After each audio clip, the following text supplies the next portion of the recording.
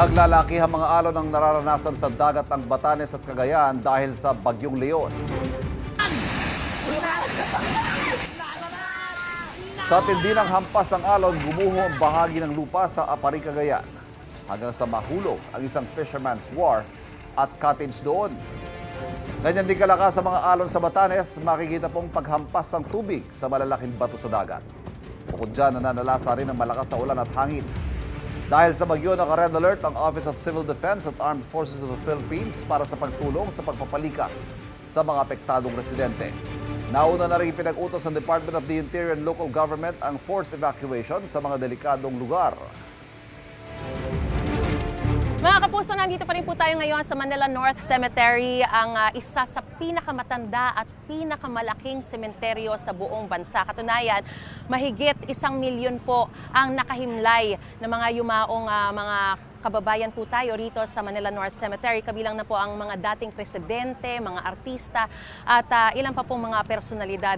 At dahil nga po isa ito sa pinakamalaking sementeryo, inaasahan po na ngayong araw pa lang ay nasa 500,000 yung inaasahang dadalaw po, bibisita dito sa sementeryong ito. Kaya makikita niyo po dito sa main entrance kung nasaan ako ngayon, yung nakaharap po doon sa Blumentritt na kalsada ay may mga railings. Dating gawin na po ito, ginagawa po ito taon-taon para kapag inaasahan na po yung malaking dagsa, yung malaking bulto ng mga kababayan natin, maayos pa rin ang pagpasok ng ating mga kababayan dito sa sementeryo at ma-inspect pa rin po sila isa-isa. Makikita po natin dito sa lane na ito, yung mga priority lane, meron din po yung walang dalang gamit. So dito sila papasok, habang yung iba naman, yung mga regular o mga karaniwan na hindi kasama doon sa priority lane, gaya ng PWD, mga senior citizens, mga buntis, doon sila sa ibang mga lanes.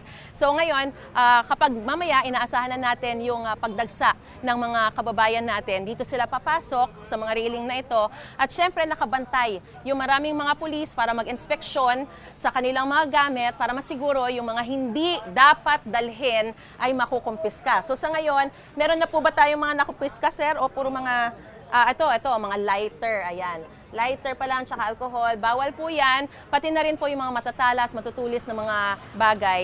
Parang sa tingin natin, yung sa mga dumaan na, parang alam na ng mga kababayan natin kung ano yung mga bawal kasi kakaunti na lang yung mga nakakonfiscate. Pero mamaya, alamin natin kung talaga bang alam na nila kung sa pagdating ng mga tao, wala na halos makakonfiscate sa kanila. So sa punto pong ito, makakausap po natin ang direktor ng Manila North Cemetery na si Ma'am Rosel Castañeda.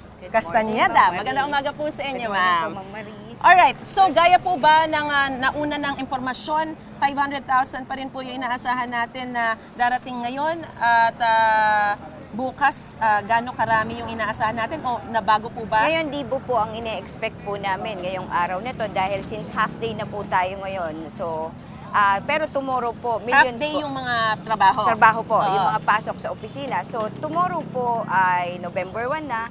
Lagi naman po, yan po yung araw na talagang bumubulusok yung tao. Siguro po, tomorrow, nag-expect po kami ng milyon.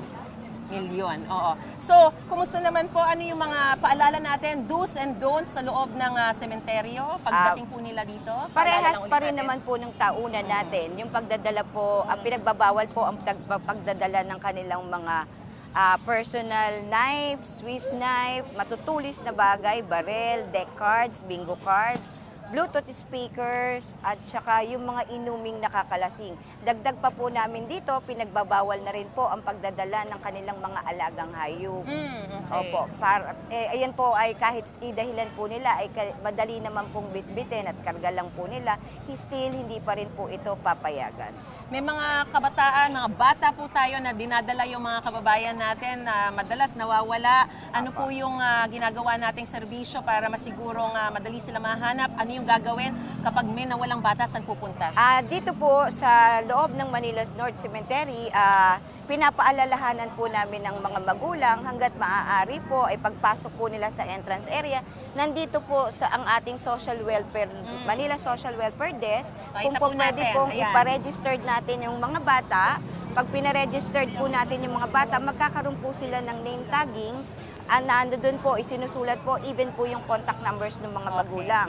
Bukod pa po dyan, in case of loss po, pwede po nilang pakinggan. Meron po tayong PA system dito. Doon po namin ina-announce yung pangalan ng bata Bukod pa po sa kinokontak namin sa cellphone number, sinasabi po namin na maaari po nilang kunin yung kanilang mga anak sa aming opisina. Meron pa po ba tayong mga kaso ng mga nawawalang mga labi, yung mga nitso, yung hindi Apo. mahanap? Paano pong ginagawa Actually, natin doon? madalas po yan, hindi naman po sila mga nawawala. Hindi lang po nila Hindi matandaan mahanap. kung paano po puntahan. Kaya bukas naman po ang aming opisina para po doon sa mga maghahanap. Meron naman po tayong mga empleyado na pwede pong maghatid po doon sa puntod ng kanilang kaanak. Alright, ma'am, paalala na lang po natin sa ating mga kababayan na dadalaw dito sa Manila North Cemetery, yung mga karagdagang serbisyo po na inaalay po ng Manila North Cemetery para mas maging maayos, walang aberya, mas maging komportable po ang kanilang pagdalaw dito sa cemetery sa mga yumao na lang mahal sa buhay. Siguro po mga e-trike, di ba, yung ang mga- nadagdag po kasi talaga ngayon is yung meron po kasi tayong mga road closure. Dito po sa Okay. mga road closure na to ay minabuti po ng aming Mayor Hani Lacuna Pangan na magkaroon din po ng mga libreng e-trikes doon pa lang po sa mga designated parking areas patungo po dito sa Manila North. Pero pagpasok nyo rin po dito para po sa mga senior citizen, PWD at mga buntis, bukod pa po doon sa mga nanay na may mga dalang maliliit na bata, meron po tayong 40 e-trikes dito na pwede nyo pong sakyan. Ito po ay libre hanggang sa loob po, kahit po saan sa loob ng Manila North Cemetery. Alright, maraming Thank you, salamat po, Ma'am Ma'am Rosal Maris. Castaneda, ang Director po ng Manila North Cemetery sa impormasyon binigay niyo po sa amin at good luck po sa inyong lahat para maging maayos po ang pagdalo ng ating mga Thank you kababayan po. Thank you dito po sa Manila North Cemetery. Mga kapuso, dahil pa rin po sa pag-uulang dulot ng Bagyong Leon, nangangamba ang mga residente sa Dagupan, Pangasinan na baka bahain muli raw ang kanilang mga sementeryo roon. May unang balita live si Claire Lacanilao Dungca ng GMA Regional TV. Claire, kumusta ngayon ang panahon dyan? Maris, puspusan ang ginagawang pagsasaayos at paglilinis sa mga puntod ngayong araw ng Undas, November 1. Pinangangambahan ang pagbaha sa mga sementeryo rito sa Dagupan City ngayong nararanasan ang pagbugso-bugsong ulan na epekto ng Bagyong Leon. Habang wala pa, sinamantala ng ilan ng paglilinis sa sementeryo. Baka bulan hindi ako makapunta kaya pinalinis ko na. Dumalaw na ako sa kanila. Sa nanay, tatay ko at saka yung lola ko. Unti-unti nang dumadagsa ang mga bisita sa sementeryo. Kung dati, hindi mapuntahan ang likurang bahagi ng Roman Catholic Cemetery dahil masukal at binabaha, ngayon napapasok na ang lugar kasunod ng pagtatambak ng lupa. Yung iba po, talagang obligadong tinatanggal na po namin. Kasi linilipat po namin, kung mapapansin nyo po, yung nandoon, ongoing po yung pag-clear po namin ng lupa at saka yung pagtatabon. Samantala, magpapatupad ng traffic rerouting scheme ang Public Order and Safety Office, epektibo ngayong araw hanggang bukas November 1. Magiging one-way ang ilang pangunahing kalsada sa Dagupan City. Alam mo naman na pagdating ng November 1, maraming bisita na pumaano sa sementeryo, kaya inaano natin na para maayos.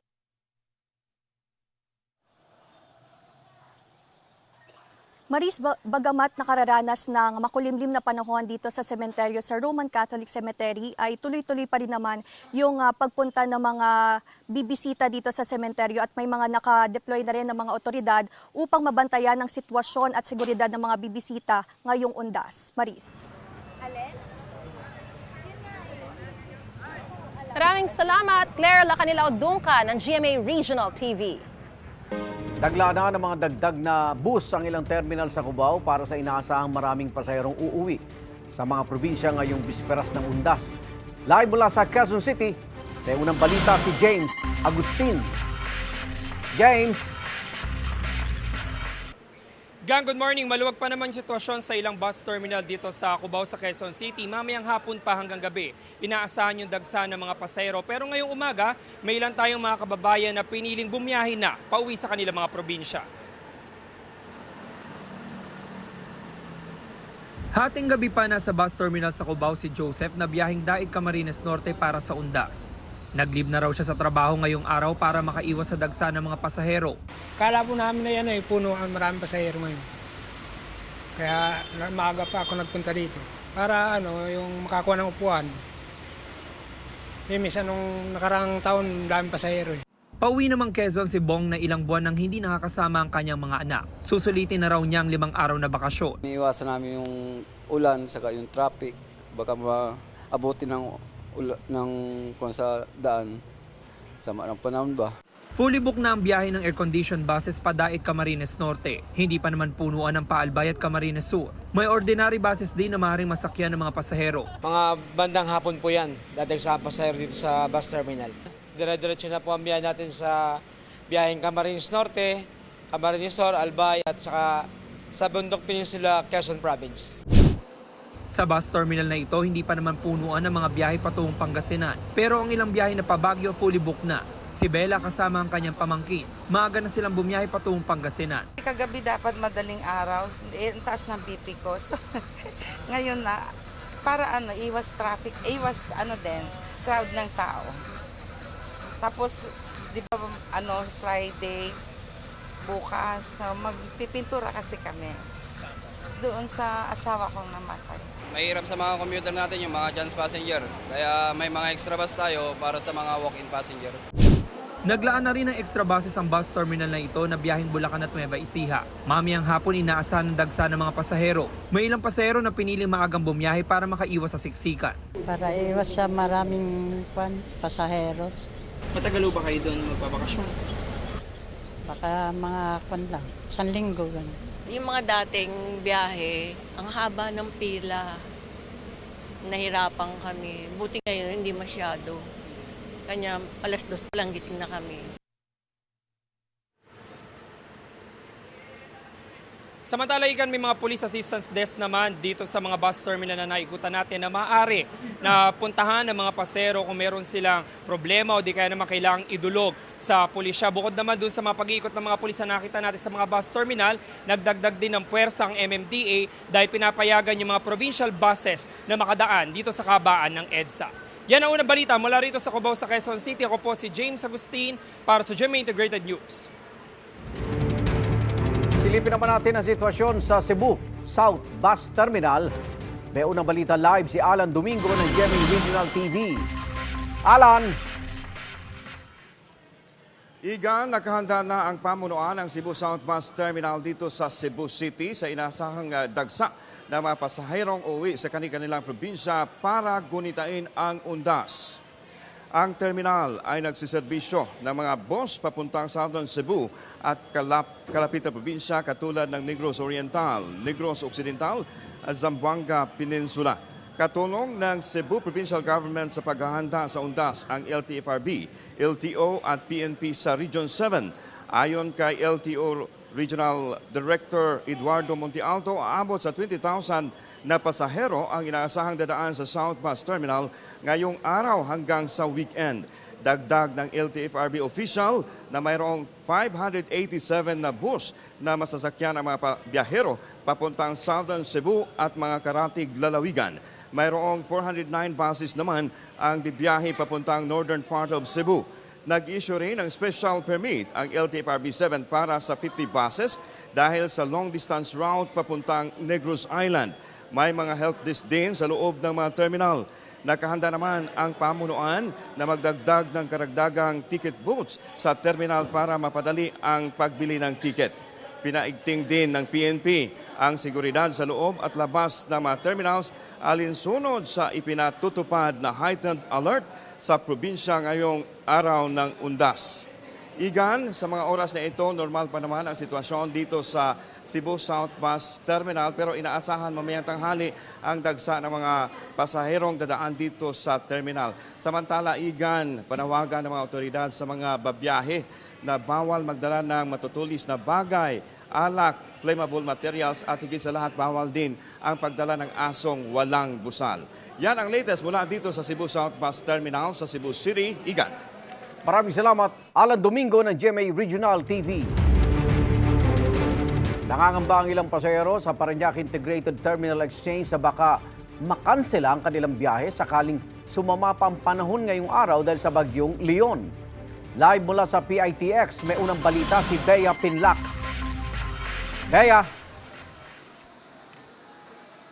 Igan, ngayong araw inaasahan ang dagsa ng mga pasahero dito sa PITX sa Parañaque. Posible raw na umabot sa 200,000 ang mga babiyahe pauwi sa kani-kanilang mga probinsya ngayong undas. Sa PITX na nagpalipas ng gabi ang pamilya ni Arcely. Naghihintay pa rin sila ng bus na masasakyan papuntang Naik para doon mag-undas. May dala silang mga bulaklak, hindi lang para dalhin sa mga bibisitahin nilang mahal sa buhay sa sementeryo, kundi para rin ibenta. Pagkatapos ko dumalaw doon sa patay sa amin, bago ko ititinda, para kumita naman kami kahit konti. Kasi mahirap ang buhay ngayon. Mas kaunti raw ang binili niya ngayong taon kumpara sa mga nakaraang undas. May bagyo raw kasi, kaya baka ang ending, masayang lang ang paninda niya. Hindi ako bumili ng marami, gawa ng baka dumating yung bagyo, hindi mabenta, malulugi ako. Si Myra naman, nangangamba rin na baka hindi sila makauwi ng Occidental Mindoro kung lalong sumungit ang panahon. Sasakay pa kasi sila ng barko pagkatapos bumiyahe sa bus. Baka may stranded po kami sa Batangas Pier. Ay babalik kami ma'am sa Cavite. Alam naman po may stranded. Makakaano ko po sa pera, buti ko po may pera na Ang pamilya naman ni Nanay Meni, vacation mode ngayong undas. Maaga na lang daw sila bumisita sa sementeryo para makasingit ng family bonding sa Baguio ngayong long weekend. Bago kami lumuwas ng Manila, nagbisita muna kami. Tapos, umalis kami ng Monday, 28, dumating kami ng 29 kasi baka maabutan kami ng Bagyong Leon. Kaya sumakay na kami. Kung sakaling maapektuhan ng bagyo ang mga biyahe ngayong araw, dito na lang sila sa Maynila.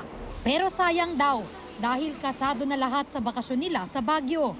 Not refundable yung namin Tsaka yung hotel namin. Sayang nga, pero at least, nasa plano na yun Sa dami ng pasaherong inaasahan sa PITX, may mga naka-standby na pulis at mga miyembro ng Philippine Coast Guard para matiyak na ligtas sa terminal.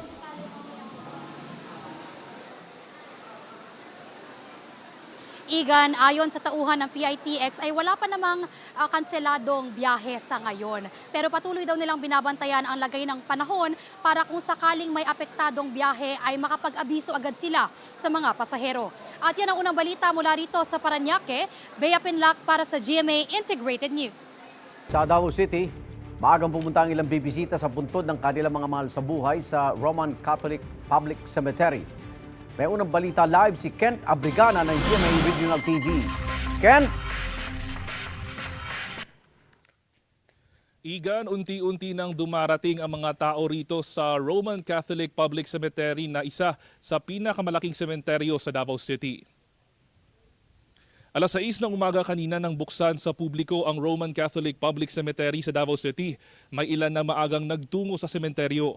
May ilang ding humabol sa paglilinis at pagpintura sa mga puntod. Sa labas ng sementeryo, nakastandby naman ang ilang pulis at sundalo at iba pang safety and security forces para mapanatili ang kaayusan sa sementeryo. Sa may entrance ng sementeryo, nakahilera ang mga nagtitinda ng mga bulaklak at kandila na halos dumoble na ang presyo. Sa ngayon, wala pa namang nakukumpiska ng mga sigarilyo, lighter o bladed weapon na ipinagbabawal sa loob ng sementeryo. Samantala, inaasahan naman ang pagdalaw ni dating Pangulong Rodrigo Duterte sa puntod ng kanyang mga yumaong magulang na sina former Governor Vicente Duterte at Soledad Duterte na nakahimlay dito sa Roman Catholic Public Cemetery. Wala pang eksaktong petsa kung anong araw at oras siya dadalaw. Igan, sa mga susunod na oras, inaasahan na mas dadami pa ang bilang ng mga bibisita dito sa Roman Catholic Public Cemetery at magtutuloy-tuloy na yan hanggang bukas. Igan. Maraming salamat, Kent Abrigana ng GMA Regional TV. Perwisyong hatid ng masamang panahon sa mga magsasakang taga-Occidental Mindoro. May unang balita live si Mab Gonzales. Mab! Igan, isa nga sa pinaka-apektado ng Bagyong Christine, pati na rin itong Bagyong Leon dito sa Occidental Mindoro, yung agrikultura. At yung ilan sa mga magsasakang nakausap natin, mukhang wala na raw talagang aanihin. Matinding sikat ng araw, nasusundan ng napakalakas na ulan. Perwisyo sa mga taga-Occidental Mindoro ang pabago-bagong lagay ng panahon kahapon dahil sa Bagyong Leon. Nag-zero visibility na sa National Highway sa lakas ng ulan. Pero umulan man o umaraw, tuloy sa pag-aani ang mga magsasakang ito sa bayan ng Santa Cruz. Tinatalian para hindi magsibol, para mapakinabangan pa po yung bunga. Noong kalagitnaan ng Oktubre pa dapat aanihin ito. Kung di tumama ang bagyong Christine. Pag mahaba na yan, hindi na pwede. Ito po pwede pa ito yung ganito. Kasi matatanggal naman mababali pa yan 3 hektarya, kalahating hektarya. Kalahati nung 3? Isa't kalahating hektarya rin. Oo. Taon-taon tinatamaan ng bagyo itong Occidental Mindoro at taon-taon naaapektuhan din yung mga magsasaka ng palay. Kailangan kasi tuyo ito para maani nila. Kung hindi, kapag nababad ay mabubulok yung palay bago pa nila makuha. Yun nga lang ngayon sa isang bagyo lamang, yung bagyong Christine, nasa 165 million pesos na kaagad yung halaga ng pinsala sa agrikultura dito sa probinsya. Sa kabilang palayan, buong araw rin ng paggagapas ng mga magsasaka. Taon-taon ho ito. Masipag ka, wala, natatama rin na. Subukan uli umutang pagka na maani lahat. Pero kung sila may munting pag-asa ng aanihin, ang iba gaya ni Adeliza, naghihintay pa rin. Hindi pa tayo nakakaani dahil hindi nga po tumigil itong ulan. Pumunta kanina yung asawa ko doon. Maitim na po yung ilalim Tapos may part na po na maasim na yung palay. Ang kapatid ni Adeliza, suwerte at nakaani na. Yun nga lang, hindi rin nila mapatuyo ang palay dahil nga panay ang ulan. Kaya heto, tinakpan muna ng trapal sa kalsada gaya ng ibang magsasaka. Ngayon lang daw ito naranasan nila Adeliza sa 25 taon ng pagsasaka. Ang 100,000 pisong puhunan mukhang pinadapa na rin daw ng nagdaang bagyo. Yun po ay inaasahan po namin na panggastos namin sa aming anak. Tumawag nga po kanina. Nahingi po ng pera dahil siyempre po yung pagkain niya doon. Naisabi ko nga po, hindi pa kami nakakaani. Yung mga pang-araw-araw po kayang i-survive yun. Ang talagang iniisip po namin sa ngayon ay kung paano uli kami magsisimula sa pagsasaka.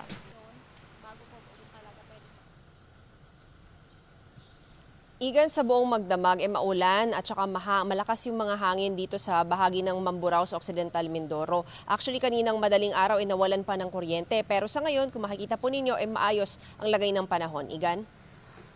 Ma'am, gaano karaming magsasakang apektado ng bagyo? Sa ngayon, Igan, tuloy-tuloy pa rin kasi yung accounting ng PDRMO ng Occidental Mindoro dahil merong mga magsasaka na hindi pa nagre-report dahil nga umaasa sila na may maaani pa sila.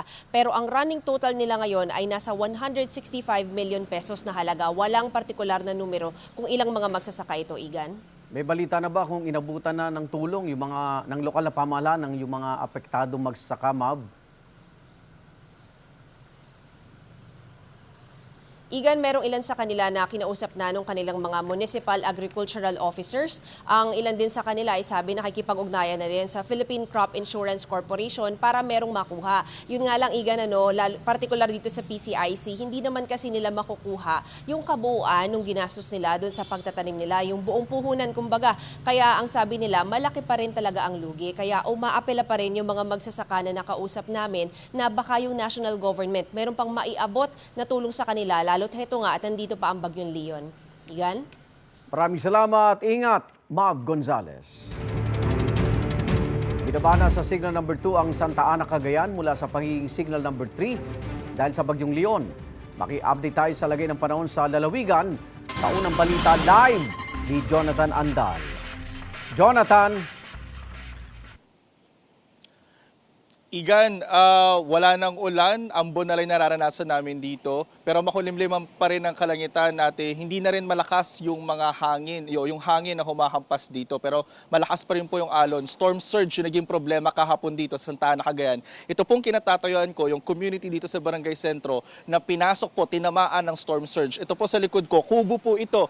Pero ang nakikita nyo na lang, natira na lang bubong o yung yero. Yung ibang parte ng kubo, kinain na po ng alon, kinain na po ng dagat. Ito rin kinatatayuan ko, dito ganito kababa dati, elevated ito. Pero yung lupa, kinain po ng alon papunta doon sa dagat. So kung makikita nyo po rito, butas po itong ilalim ng sementadong tong konkreto nito. Dito po naglalakad dati yung mga tao. Ibig sabihin hanggang tuhod yung nawalang lupa dito sa parte na ito ng Barangay Sentro. Ito, katabi ito, resort po ito. May mga villa dyan, may mga kubo na tinamaan din o naapektuhan din, na damage din ng storm surge. Ito po yung alon, ipapakita ko sa inyo ngayon. Malalaki pa rin po yung alon dito sa may Santa Ana. At ito pong konkreto na to, yung rectangle na yan po yung seawall na sumira o na nasira. Ito po, makikita nyo, nabutas yung seawall dito sa may barangay sentro. So yan muna ang latest mula rito sa Santa Ana, Cagayan. Balik sa iyo, Igan. May mga pinalikas ba? Kung mayroon, ilan at nasaan sila ngayon, Jonathan? Igan, sa ngayon, nasa 1,000 pamilya yung lumikas dito at yung iba ay nasa mga eskwelahan at yung mga nakausap ko dito sa barangay hall sila nagsilikas kahapon, Igan. May iniwang bang pinsala yung Leon dyan sa Cagayan? Yes, so far, ito yung nakikita nating pinsala, storm surge ang nakasira ng mga structure dito sa may Santa Ana, Cagayan. Ang problema po ngayon ng Cagayan Provincial Government, wala na silang calamity fund. Kaya wala na silang pampagawa sa ngayon, wala na silang pondo para ipagawa itong mga nasirang infrastruktura dito. Kaya nananawagan daw sila sa national government ng additional na calamity fund. Igan. Maraming salamat, Jonathan Andal. Mga kapuso, isang araw bago ang All Saints Day, kumustahin na po natin ang presyo ng iba't ibang mga bulaklak sa Dangwa, Maynila. May unang balita live, si EJ Gomez. EJ, nako, nagmahal ba? Mariz, maganda at makulay ngang umaga, no? At dahil bisperas na nga ng undas, marami na sa mga kapuso natin na nagtutungo rito sa Dangwa para mamili ng mga bulaklak. Yung iba pa nga sa kanila, galing pa sa malalayong lugar at uuwing punong-puno ng mga pinamiling bulaklak ang kanilang mga sasakyan. Ano nga ba ang mga kalidad at presyo na pwedeng mabili ng mga bulaklak dito sa Dangwa? Napuno na ng mga bulaklak ang pick-up ng pamilya ni Jordan na galing pa raw ng Cavite. Alas 12 ng madaling araw daw sila bumiyahe pa Dangwa para mamakyaw ng mga bulaklak na kakailanganin ngayong undas. Ito po yung binili namin, may orchids, nasa 650 po. Tapos itong tag 200 per Tapos may binili din kami na worth of mga 1.5. Bali, marami na yung nabili namin doon sa So total, magkano? na 20,000 po. Mahigit. Ang pamilya konsignado naman, alas 12 ng madaling araw din umalis mula naman sa Valenzuela. All in all po, mga naka 2,000 na po kami. Tapos meron po kaming anthurium, orchids. Tapos ito pong white na Tapos mga dahon po, tsaka yung aster po. Ano yung pinakamahal? Ito pong orchids. Magkano? Mga nasa 550 po siya. Dahil sa patuloy na pagdagsa ng mga mamimili sa Dangwa, pahirapan ng parking sa lugar, gaya ng naranasan ng pamilya Tantingco. Taunan daw ang kanilang pamimili sa Dangwa dahil malaki raw ang kanilang natitipid. Roses, orchid, anthurium, tsaka yung mga angel's breath, tsaka yung mga dahon. Pati base na yon, 14K. Sa mismong bagsakan ng mga bulaklak sa looban ng Dangwa, ang pinakamurang bulaklak na pwedeng mabili ay ang centerpiece na nasa 100 to 150 pesos. Yung nasa basket naman, ibinibenta ng 300 pesos. May one-sided basket arrangement na nasa 500 pesos. Ang fully arranged flowers naman, nasa 700 pesos hanggang 1,500 pesos depende sa laki. Meron ding mga nasa paso na halagang 800 pesos, habang ang mga bouquet, 500 pesos hanggang 700 pesos. May ilan din nagtitinda sa mga bangketa, gaya na lang ni Tatay Rohel. Ito po, 150. Tapos ito, 500. Ito, 700. Tapos ito, 1,000. Ayon sa ilang nagtitinda, wala naman daw gaano pinagbago sa presyo ng kanilang mga panindang bulaklak ngayong taon.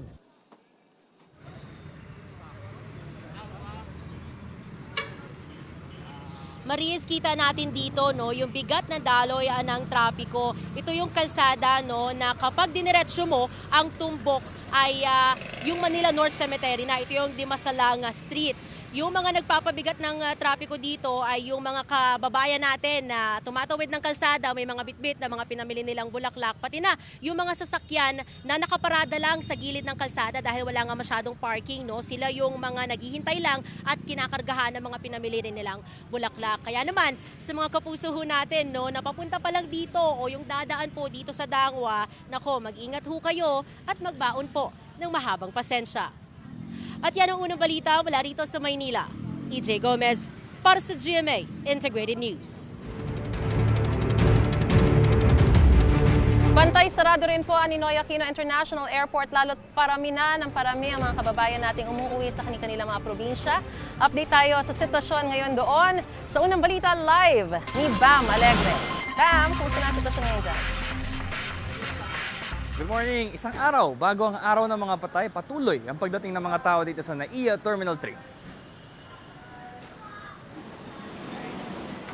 Matapos ang ilang taon, ngayon lang makakapaggunita ng undas sa Bantayan Island sa Cebu, si Clesan Shibayama.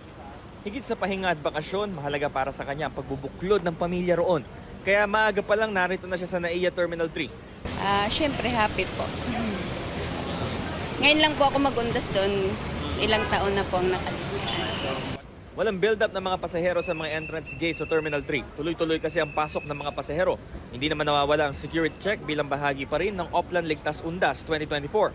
Mas may build-up sa mga check-in counter pero may pila naman at umuusad ito. Kaya panatag si Marilyn Calderon na hindi siya magkakaroon ng aberya sa flight niya. Di katulad ng karamihan na mag-holiday getaway pa lang ngayon, dito siya sa Maynila nagbakasyon at pauwi na sa Surigao. Kasi talaga, schedule namin hanggang 5 araw lang kami dito sa So balik na po kayo? Balik na po kayo. Tapos na yung vacation niya? Oo, tapos How was your vacation, ma'am? Okay lang po.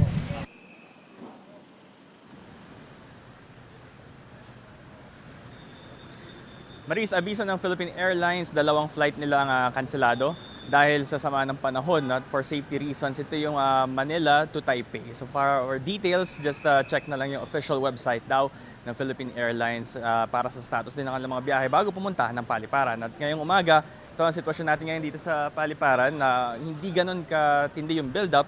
May pila pero ito yung agad na iibsan at patuloy pa rin yung pagdating ng mga tao. Ito ang unang balita mula rin sa NAIA Terminal 3, Bam Alegre para sa GMA Integrated News.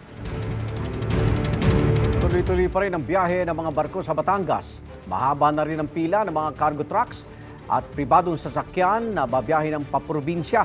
Live mula sa Batangas, may unang balita si JP Soriano. JP! Igan mga kapuso, nag-uumpisa na pong magsidatingan yung mga kababayan nating pasahero dito sa passenger terminal sa Batangas Port na babiyahe sa iba't ibang probinsya. Gaya naman nakikita natin nga nakapila bumibili ng ticket papuntang Calapan Oriental Mindoro. Maliban kasi Igan sa mga fast craft o yung mas maliliit na barko na hindi mo na pinayagang bumiyahe dahil nga sa alon na epekto ng Bagyong Leon ay tuloy ang operasyon at biyahe ng mga roro at mas malalaking barko na may biyahe papunta sa iba't ibang bahagi ng Mindoro, Romblon, Aklan at Capiz. Kaya simula kagabi hanggang ngayong umaga, Igan, mahaba ang pila ng mga cargo trucks at iba pang pribadong sasakyang babiyahe ngayong araw.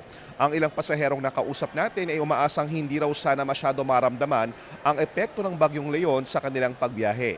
24 oras ang operasyon ng Batangas Port at sa ngayon ay tuloy-tuloy ang biyahe ng mga roro at mga mas malalaking pampasaherong barko. Ito nga yung naging alternatibong sasakyan ng mga sasakay sana ng fast craft papunta sa Puerto Galera. Halimbawa, mahigit 13,000 pasahero ang umalis at dumating dito sa Batangas Port Passenger Terminal kahapon at ngayong araw inaasahang aabot daw ito sa 20,000 pasahero. Ayan po ay kung hindi nga mailalagay sa anumang storm signal ang Batangas. Narito po ang bahagi ng pahayag ng Port Manager ng Batangas Port. Magbantay dun sa weather bulletin ng Pag-asa. No? Kasi talagang hindi man Coast Guard man na nagsususpend, alam natin, sa karanasan natin, pag nagkaroon ng typhoon signal, wala po talagang biyahe sa Batangas Port. Hindi po kayo makakatawid kahit po araw na araw, basta may typhoon signal, hindi po aalis ang barko. At syempre ang pinagdarasal po ng mga pasahero dito ay walang storm signal na dumating sa Batangas kasi the moment na mangyari yan, gaya nga nasabi ng port manager, ay walang biyahe. At sa mga oras na ito, makulimlim pero hindi naman po umuulan at hindi naman po malakas ang hangin pero may medyo maalon pong napapansin tayo doon sa pantalan dito sa Batangas Port. At yan muna ang latest, balik muna sa iyo, Igan. Maraming salamat, JP Soriano. Para sa Halloween, nagunahan sakay ng dambuhalang pumpkin ang ilang taga-Belgium. Yan at iba pang Halloween paandar sa UB Express Overseas.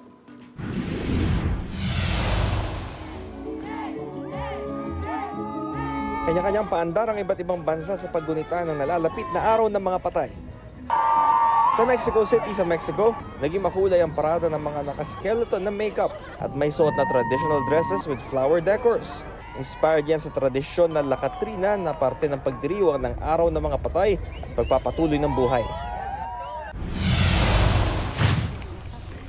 Sa Hungary, walang tako na sumali ang ilang residente sa stand-up paddle para sa pagdiriwang ng Halloween. Habang nakatayo sa paddle, naka-Halloween costume sila at unahan ng mga tawid sa Danube River. Malaking hamon na hindi mahulog sa ilog na may lamigyan na 10 degrees Celsius. Layo ng event na mabigyan ng panahon ng mga residente doon na mag-enjoy at ma-relax.